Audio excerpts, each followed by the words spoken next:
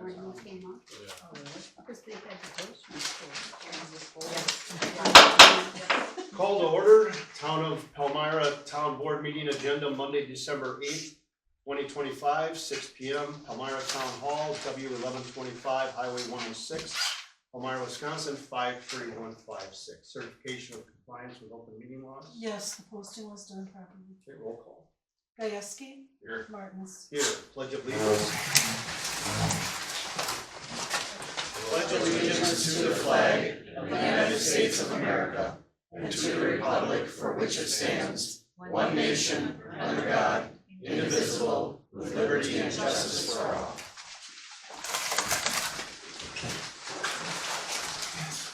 Okay, approval of town board minutes of 9/4, 9/8, 9/24, 9/29, and 10/1, all of 2025. Motion to approve. Second. All in favor? Aye. Aye. Opposed? Motion carries. Minutes are approved. Approved payments of bills as presented. You want to do those? Yep, I'll read them through.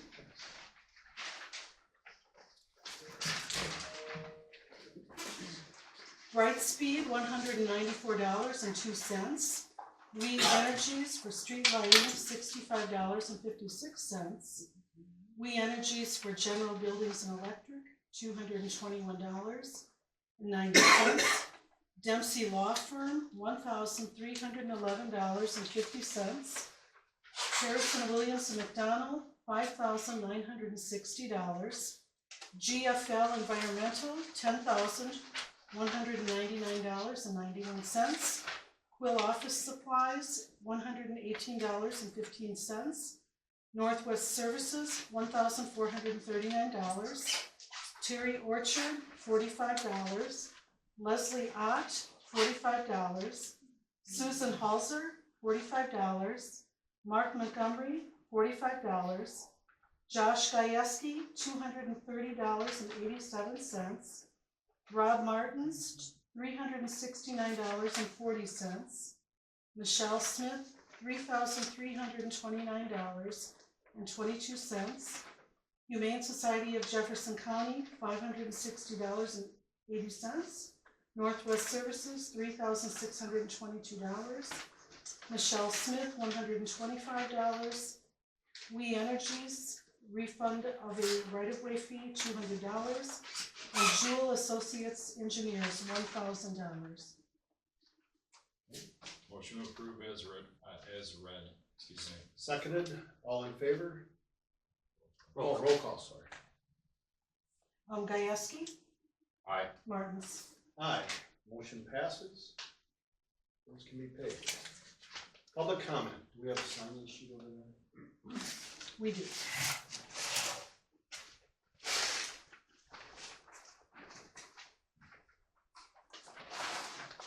Jean Beck is the only requester. Please stand, state your name and address, please. Jean Beck, N754, County Road H, Palmyra. I just was wondering, and I know you probably won't be able to answer this, but in the last year, I worked for Aurora in Burlington in occupational health, and I was surprised by the fact that we had so many fire departments they were large and small scale, that had volunteers in addition to their regularly staffed fire department. And I thought, in light of the escalating costs, that it might be something worth considering. Maybe in the future going back to, or not entirely, I'm not suggesting, but to offset the costs associated with our own fire department expenses. And the other thing that I thought was interesting while I worked there is the number of people that came in for these physicals who worked at multiple fire departments. I guess I didn't really know that. I guess I didn't understand the reason why they were limited to the number of hours that they worked, other than for overtime purposes, and probably that's merely it, to keep the costs of those fire departments down. But they not only volunteered at other departments, but they also work as kind of part-time in multiple departments. So I just wanted to bring that up as something that you maybe look to consider in the future. Okay, thank you. Anybody else? Okay. Correspondence? Nothing out of the ordinary except a Christmas card. Okay. Merry Christmas. Reports, treasurer. The current balance in our general checking account as of today, $79,733.28. The tax account has a balance of $5,319.62. The airport checking account has a balance of $47,836.02. The investment account for the town has $92,324.22. And that's it. Clerk? No reports. Highway.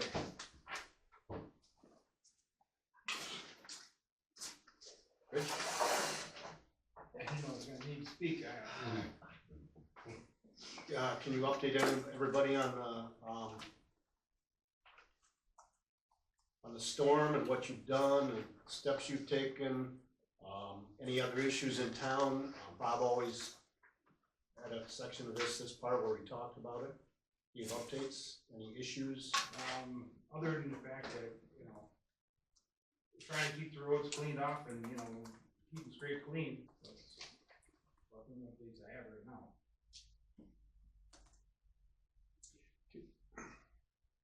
Allowed to ask questions? Yes. Okay. Can you please, and I thought you were prepared to talk about this when I talked to Ron, that this was the purpose.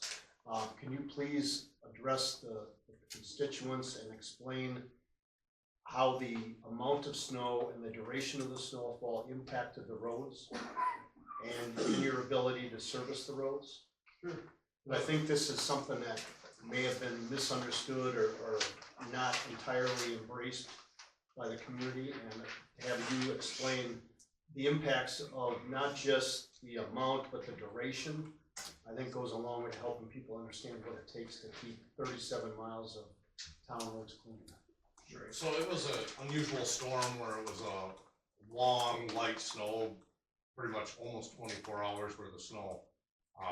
So we made the decision to go out at 2 p.m. is when we went out. And unfortunately, On which day? on the first day of snow, what was that? Saturday.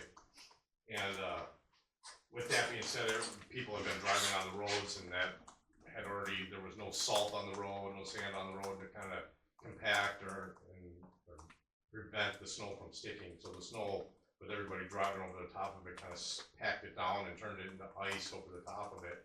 And when your plow goes over the top of ice, it just rides on top. So that's basically what we did, because we ran from 2 p.m. till 2 a.m.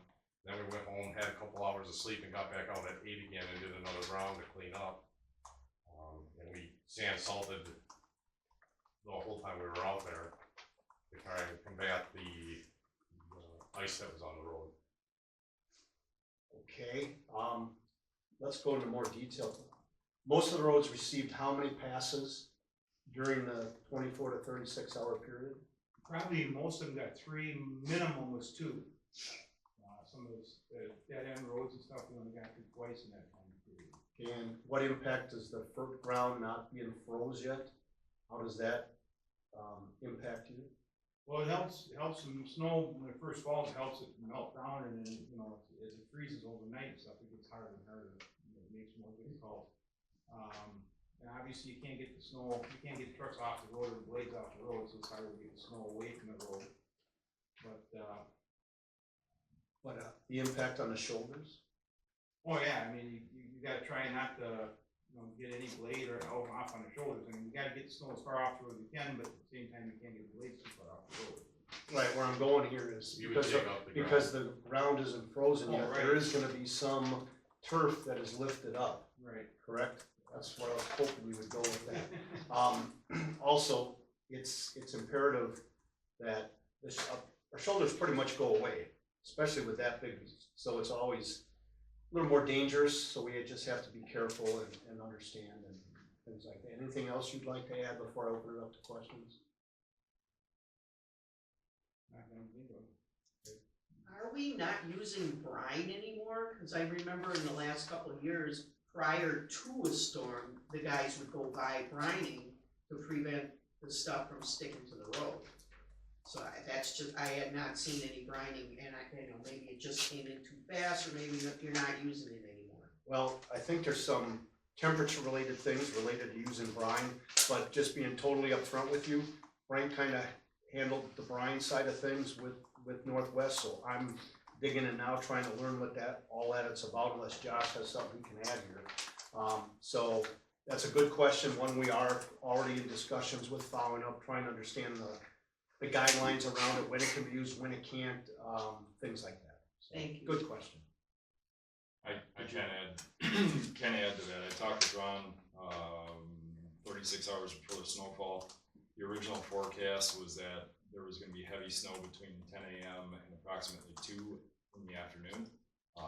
They had anticipated going out prior to when they did, because of how slow the initial 4 to 6 hours worth of snowfall was. They did not, obviously, to Rich's point on what the reaction to that was, with people then not staying in their house and traffic and all those types of things. But we did not brine ahead of the snow because they had anticipated being out while it was actively snowing, because it was going to be heavy in the middle, wane off, and then kind of resume in the evening time. And then they had also anticipated for that third round of follow through that they would be back out on Sunday morning. So because of what happened as a result of the Sunday snowfall, and the fact that there were roads that were ice packed, you can't brine on packed snow, which is why yesterday's or Saturday night, however you want to look at it, that snow didn't get brined, is because the roads weren't clear to that point to be able to dry to actually provide any sort of de-icing. We would have just turned the snow-packed roads into an ice skating rink and made them worse than what they had been to begin with. Thank you. And there were several roads that Northwest did come back out in sand and salt afterwards, trying to get rid of some of the packed stuff, and to my understanding, it was somewhat successful, Yes. not 100%. Yeah, and it's supposed to be pretty warm tomorrow, 31, 32, so some of that residual salt that's on there will help dissipate the rest of it that's on there. Amazing, just 2 weeks ago, 31 wouldn't have been considered Right. warm enough.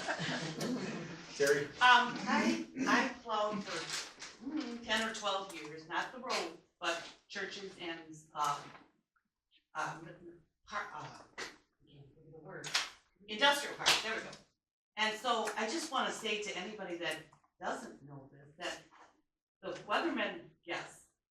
They kinda guess, everything changes. We don't know if it's going to be the right temperature or whatever for brine or salt or whatever. And it really plays a big impact on the coldness and how many people are on the road and slushiness. It's not an easy job.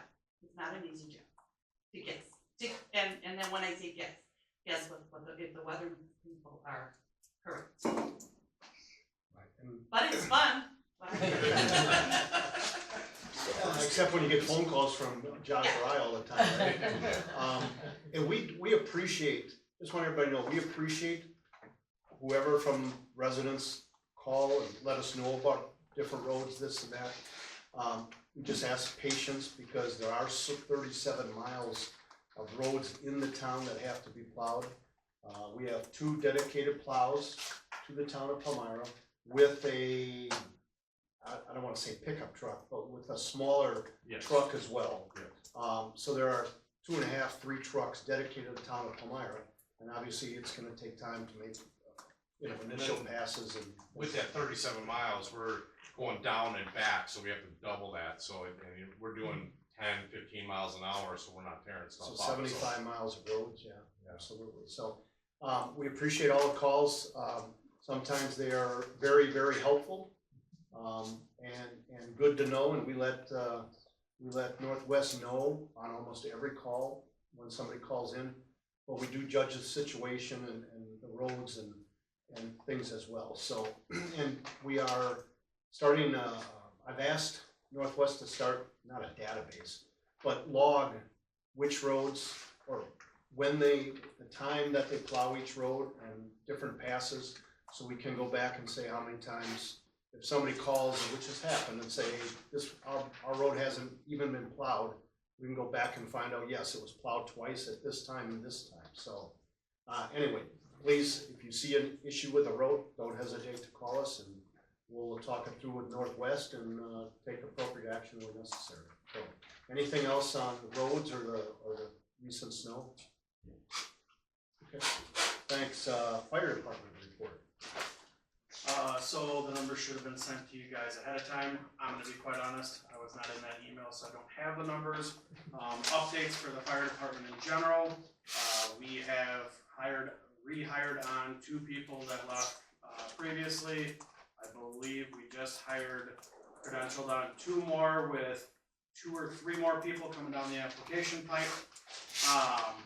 Our call numbers as of now compared to last year, we are on track to add 50-60 calls onto our call volume from the previous year. I believe we ended at like 252 and we're sitting about 280 something right now. Yeah, that's what I got for you there. You got questions? Would you like to address at all the public comment on volunteers? More than happy to. So I've been doing this for about 15 years and I actually teach at Blackhawk Technical College for fire and EMS. And what we're finding with this new generation, especially coming through high school, is the blue collar jobs, the welding, the woodworking, the fire departments, the pipe fittings. Those classes are not being pushed, and what was really being pushed is the 4-year colleges and stuff. So it's more of a mindset that these new kids coming in, it's much harder to get them to want to come do our job. The prices of the classes are coming up. EMT used to be a semester, a 3 to 4 month class to get into it. Thanks to the state, it is almost a year-long class now to become an EMT. So the amount of classwork that wants to go into it, not everybody wants to do. Depending on the size of the village, like with Palmyra, we have a tough time bringing in the people that live in town because we have a smaller pool to choose from. And I mean, we're actively putting job postings out saying you don't need certifications, we will put you through school. And I think with our last job posting, I answered, I think 15 to 20 people, I had conversations with them, and I got 1 applicant out of them. Just saying like, we will put you through school, we'll do all this stuff for you, and people just don't want to these days. It's also hard, how do I say this? Back in the day with fire departments, when I first started, you wanted to serve your community. I didn't care what I made. I started out at $2 a call, running on a department that ran 150 calls a year. So it wasn't about the money, it was serving my community, giving back to my community. This generation is chasing the dollar, so it's hard for us to bring people here with our smaller call volume and our less pay, when say we have Western Lakes that's poaching the same people with the same certifications for almost $10 more an hour, and they have internship programs, they'll put them through paramedic, it's hard to fight when we got such a big fish to our north, if that makes sense. But I mean, we're always actively seeking people in the communities. It's just. So can I ask you a question? So Yes, ma'am. are you saying you're open to volunteers? So volunteerism is not a thing anymore, because technically if you get paid, you are not a volunteer anymore. We have what's called paid on call personnel. So they are still paid if they show up no matter what. So our POC personnel, they are not paid hourly to sit idly by and wait for the pager to go off like our in-house staff does. The POCs, they get paid if the pager comes off and they show up. They get paid from the moment the pager shuts off until the moment the call's done. So technically, volunteerism is no longer a thing in this area. There is not a department in our county that actually has true volunteers anymore. Well, what I would call the volunteers in Palmyra always got compensated to some degree for whenever they went on a call. Yes. So that's what I'm talking about, and that's what I'm saying. I mean, I worked there for almost a year, so you won't convince me that there aren't people that don't do that, because we had tons of them. I mean, As it stands right now, we have large 4 fire people. departments, small fire departments, all around the community. I mean, Yes. like I said, I was shocked because we went away from that in Palmyra to a completely paid fire department, or nearly completely paid, and then to see that in order to supplement or subsidize, so to speak, the expenses of a community, that's what they went to. And if they're doing it in those large departments, I mean, these are people that are working full-time and volunteering and doing part-time jobs in those positions, so they do all of that. You're speaking of the choir on that, I have 3 jobs. I'm a full-time deputy chief here, I'm part-time on Fontana, and I teach at a technical college.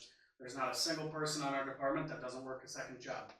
Because honestly, my people, and that's not excluding me in general, my people genuinely don't get paid what they're worth. On any department, they're not paid what they're worth. So we have to have multiple different jobs. And we're pulling people constantly. We have 1, 2, 3, 4 people now that have come over from Kettle Moraine Fire District just next door that are now doing part-time hours here, and one of them, What percentage is your, I mean, I don't know if it's okay to No, ask, okay. but what percentage of the department do you have that are the paid on call? We have 1, 2, 3, we have 4 people in our department that actually live in our district for POC personnel. So they have to live in the district to be a paid on call?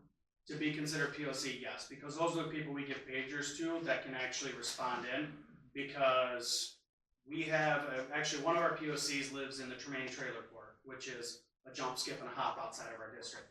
It takes him almost 13 minutes to get to the station.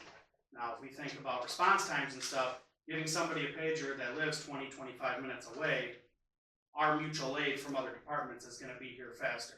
So our main focus is in this general area so we can give you guys the fastest response possible.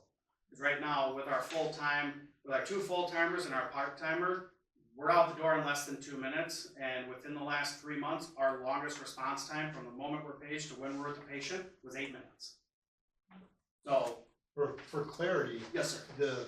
the department, the district, has advertised for volunteers. Yes, And continues to, from what I understand. very much so. And it's how do I say this? You don't need any certifications to join the department. We will put them through that education. And I very much advertise that, and I've told people that since I've been the deputy chief, we've had 3 very active job postings. We've hired on a bunch of people. We're pushing for them, it's just people don't want to. I can sit there and call it to the heavens till I'm blue in the face, but if people don't want to come get free education, there's nothing I can do about it. I'm trying actively, and I am more than open to suggestions. Do we open that up to our school, to our high school, as a, maybe even like a, I don't know, not apprenticeship, but something on that manner, that if it would move them into the door that way? So we have what's called an Explorer program with our department, and we have our first high school student that is actively in our Explorer program. I'm a huge proponent of working with the school on it. I'm trying to get a work release kind of program with them so that during study halls and stuff, they can come to the fire station, train with us, work with us. I'm a huge proponent of trying to pick from the high school to start early. It's just a matter of getting kids interested, because even when I was in high school, our brains were 4-year college, 4-year college, 4-year college. And they didn't consider the trades. They didn't push kids towards the trades, towards the blue collar work. Yes, ma'am. We had one more question, then we have to move on. Does your district only encompass the village, city limit, the village limit, No, village and township. village and township? Yep, village and township, and like I said, we have a gentleman who lives in the Tremaine Trailer Court. If you live, I believe, we just got an application in for a gentleman that lives in some township between us and Fort Atkinson. I don't know where it is, it's in like the northwestern corner of the township, whatever is next to that. Yes, Hebron. We just got an application from there, and he's working through our process too, because in my brain, if they're within 15 minutes, they're not gonna make the initial call, but they will still show up, and it's another set of hands. Great, thank you very much. Hopefully we've addressed your questions. Thanks. Airport, I do not see anybody from the airport commission here yet. We have not yet decided on who will now be the town board rep to the airport commission. They are having a meeting on Thursday of this week. I will go to that, but we still have a lot of decisions to make as far as the board going forward. So, but I'll be there. Obviously, I don't have a report tonight because I haven't been at the meetings. Moving on, Blue Spring Lake District. Other than they are also meeting Thursday night, which I will not be able to attend because I'll be at the airport commission meeting. But they are working through their budget, and I believe believe Thursday night they'll be voting on their 26 budget, so other than that, I actually did see people out on the lake fishing already, on Saturday or Sunday, I don't know what it was, but each his own. I don't know how thick it is right now, that's my point. Anyway, nothing else on Blue Spring Lake, building inspector? A couple of permits have been taken out in October and November. N2040 Bluebird Ridge had a couple of solar permits, I believe 2. On Highway E, a detached garage. On H, electrical work, and another generator job on Blue Spring Lake. Emergency management plan, nothing to report, sheriff's. Yeah, I can do Oh, go ahead. we had a meeting, this November, I can't think what it, but we have another one coming up December 19th. Lots of good ideas, we're still working on things. That's about it. And this is in conjunction with the school? Mhm. Okay, great, thank you, and I apologize, No, that's not okay. realizing you would have something to add there, thanks. Sheriff's Department, I don't see anybody from the Sheriff's Department, so no report there. New business, item number 1, discussion with Johnson Block regarding 2025 audit services and options and possible approval of engagement letter with Johnson Block for 2025 audit services to be completed in 2026. I don't see them. Because they're here. Oh. On Zoom, okay. Just make sure Brett and Megan, you can both hear still. Yep, can you hear me? Indeed. Okay, perfect. So would you like me to just kind of walk through the different options that we got? Do you have questions? Have you been able to look through some of the stuff? I know Jeff had sent over some information already, so I just kind of wanted to see which direction you guys want to take this in. Yeah, so just to kind of frame the outside of the discussion here, when Megan and Jeff were here, I'm gonna just say in the summertime, there was discussion, or at least initial discussion, about potentially adding an independent airport audit to the scope of services that we do, and some of the things that may or may not be an advantage at some point in time to the town to look at through the audit services. So Jeff had provided, hopefully you have the same correspondence, but Jeff had provided during budget time essentially the cost estimate portion to continue with the level of service for, or I shouldn't say the level of service, the scope of services for the 2025 audit, which again is just the municipal audit in the form CT, as kind of historically has been done. But he did provide me with some additional outside framing during budget time frame that Rob was not really pertinent to in the big picture of things, because it was based on trying to get numbers for the budgetary purpose, and figured now would be a decent time to have that conversation before we roll through into 2026 for the 2025 audit. You have those numbers pretty out. See what we're talking about. But there's only 3 of them. So I'll kind of give the floor to you if you're open to. Yeah, so like you mentioned, the 3 options are continue just kind of doing the same scope that we've been doing, which is an audit of your general fund, and then preparing and assisting with the filing of the Form CT. There's an option in there for doing a more in-depth audit of the airport the airport fund, and setting that up. I think what you had discussed with Jeff was doing that as an enterprise fund. And that's a little more in depth, because what we do right now is for small towns, it's a pretty common thing where we're just doing a general fund only. With governmental accounting, when you're doing a full town or like a municipal wide audit, we actually have 2 different sets of financial statements that we look at. Your general fund is what's called a modified accrual accounting basis. So that's where you see like your debt service, debt activity in general, I guess, and then capital activity are accounted for as income and expense items rather than balance sheet items. if you wanna split that airport, into its own fund and do it as an enterprise fund, those are treated more like businesses. It's called business type activities, so that would be a full accrual audit. So we would need to get a history of capital assets, any other liabilities that we've got out there. Like I know a project that's kind of been going on for a while is trying to get all the leases up to date with the folks that are renting hangars for airplanes. So that we would do those separate. So we would still do a separate.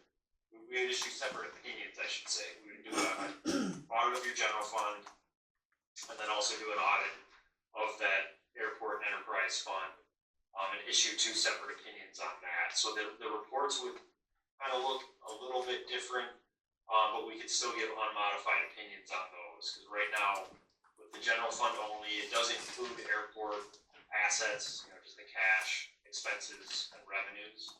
But we just kind of fold that into your general fund right now. So splitting that off would be a more in-depth look at it, and we do full accrual. We did include financial statement setup fee in that option, just because we'd have to set up a new fund, set up a new report, all that stuff. So that's just a one-time thing.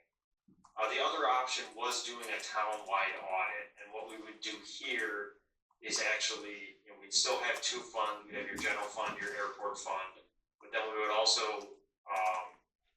do entity-wide financial statements. And so there we're doing your full, if possible anyway, we would do your government activities, so your general fund, we would convert that into a full accrual financial statement.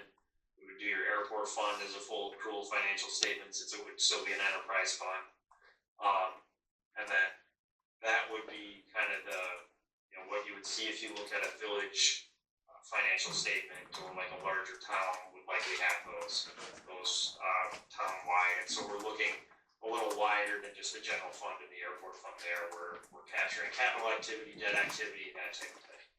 So that's kind of the bare bones outline of what those different service levels look like. I'll pause there. Are there any questions on that, or anything specific you want to talk about? From the standpoint of I shouldn't say turning, but migrating the airport into an enterprise fund, long-term advantage, disadvantage, high points, whatever you may have, comparative to other communities that may or may not have facilities similar to our airport or any airport in general that you guys work for. Is it standard practice to have that split out and audited separately? So generally, what I've seen is it's a separate fund. Now, those are usually villages that we see with airports. Like I don't know that any of our towns have an airport. Other towns that we audit. But the villages that do, they do have them set up as a separate fund. So, we're not issuing a separate report. It's just covered under the whole municipal report that we issue. Long-term advantages, right now, since it is just kind of rolled into your general fund, it's commingled when you're looking at that activity. So the cash is just kind of shown as part of the general fund. We do show a separate fund balance line to help kind of demarcate what the airport portion of your total fund balance at the end of the year is versus the rest of the town general fund. And same with expenses, you'd have a separate look at what those are, and then you'd have the tracking of capital assets would help. Internally, I'm sure your airport commission is keeping an eye on that, but then in your financial statement, it would kind of show what you have in cost basis for all your assets, what you have in estimated depreciation over the years.